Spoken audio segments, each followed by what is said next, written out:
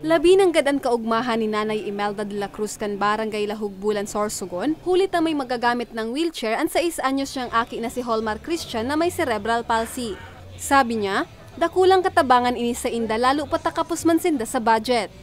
Laking bagay po ito para sa akin, lalo po na nagluluto-luto pa ako para sa paghahanap buhay namin. Malaking bagay sa amin, makakaano na siya. Natawan man in wheelchair kan partido ang 11 anyos na aki ni Nanay Madeline Hipos na si Christian na may cerebral palsy man. Ako panadanon para sa ako bilang saro na ina, kay maski pa paano, kung may himon man ako sa sulod simbalay, mabibilin ko siya, kay may maingkudan siya na mayad.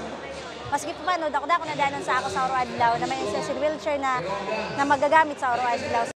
Sigun kay ako Bicol Party List Congressman Attorney Jill Bungalon, sa tabang kan mga wheelchair, natatawanin din panibagong paglaom ang mga benepisyaryo kaini. Urog na itong mga pamilya na kapusman sa buhay. Pigpapasalamat niya man ang suportang pigtatao sa inda kan Free Wheelchair Mission asin kan Children International Philippines Incorporated na nagiging dalan nga ni ini an marialisar. Bako po necessarily nagabos na disability i-wheelchair mo. So kay puan po sinda i-assess, so tamang measurement, so pag set up kang wheelchair. So parte po yan kasi tuya pong pinagigibo. Bako sana po donate lang ng wheelchair.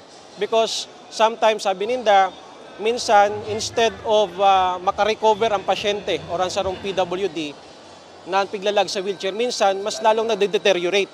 Because sala so mga sukol, sala so wheelchair na pinagtao.